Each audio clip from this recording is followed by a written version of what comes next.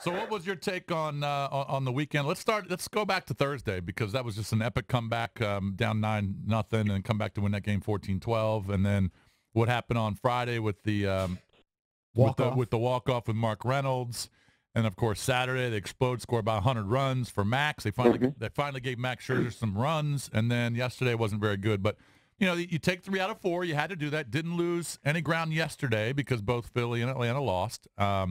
But they did gain 2 games from where they were on Wednesday night because they were 7 back on Wednesday night. So, what was your overall assessment of the weekend? Well, I think overall Thursday kind of happened on Wednesday, which was the team meeting, because baseball meetings are a really big deal because they seldom happen, and the fact that this one happened and it was players only.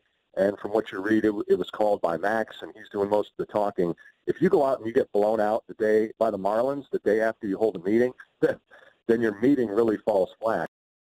Max, if he was the one who was speaking up and kind of driving that train in the meeting, the next day it was still exceedingly hot. It was 95 degrees and humid, and infielders were out taking ground balls. There was one pitcher out there with the infielders taking ground balls. Max Scherzer was on the pitcher's mound, and when they would hit ground balls to the first baseman, he was over and over, running over to cover first, so that the first baseman would have a target to practice their underhand tosses to first.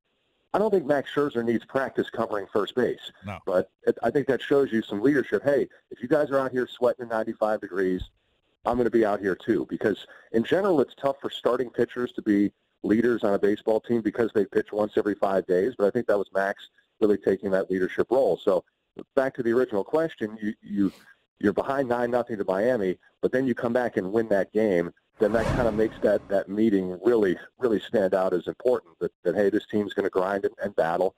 And so they get that win, and then Reynolds follows it up with the walk-off homer, and obviously has his career day, and then he flew the plane to Pittsburgh and was serving drinks. I mean, this guy did it all. He pitched yesterday, of all things. Yeah. So it was a good weekend, but I think still you're seeing the offense in fits and starts. You score 18 one day, 2 the next day. They had that game in Philly, 17, and they followed up with 2 and with 3.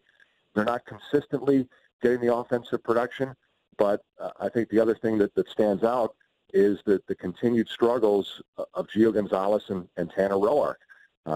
Tanner got you 4 innings and 100 pitches yesterday, and Gio threw over 100 pitches to get through 5 innings in Game 2 of that series.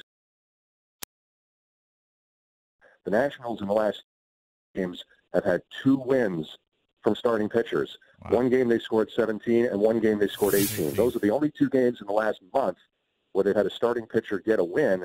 And this team has always been reliant on its starting pitching, and was early in this season. But as they've scuffled in June and now into early July playing better, hopefully the rotation can pick it up, because when you think of Nationals baseball, you think of great starting pitching, and so far that hasn't been there. Absolutely, and we're going to get to the starting rotation in a second. I just wanted to stick with Reynolds for a second. Mark Reynolds throughout his career, and he's been in the league for, 12 years, 13 years, something like that. Mm-hmm. And he's been a guy has pop. He'll hit you 25 to 35 homers, but he's going to strike out a ton.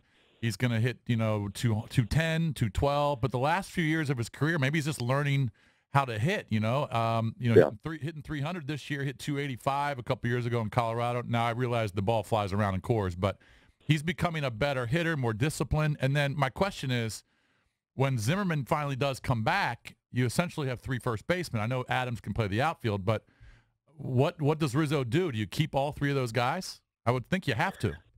To me, I do. And the reason is you're looking at, if Zimmerman can come back to form and be your starting first baseman, how do you construct your bench? And I think the ideal bench is a left-handed hitter who can hit a home run late in the game against a closer, and that's Matt Adams, and a right-handed batter who's a threat to hit a home run late in the game against the closer, maybe left-handed as a pitcher, and so that's a right-handed hitter, and that's Mark Reynolds. So to me, your ideal bench is those 2, and both those guys, while not being great defensive players, do offer other things. I mean, we saw Reynolds play third base yesterday.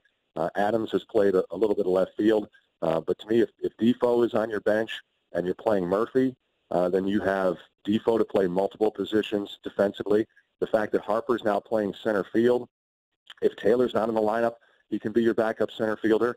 So to me, Reynolds has a place on this club because of his threat late in games. I mean, when you're managing late game matchups and the pitcher spot's coming up, or you want to pinch hit for that guy, you want a guy who can hit a home run. And the whole reason he pinch hit Mark Reynolds Friday night instead of Michael Taylor leading off the inning, Taylor's more likely maybe to get on base and steal a base. Mm-hmm. You then need another hit to drive him in. Reynolds can get you a run with one swing, and that's invaluable late in the game when you're facing these closers who don't give up a lot of hits.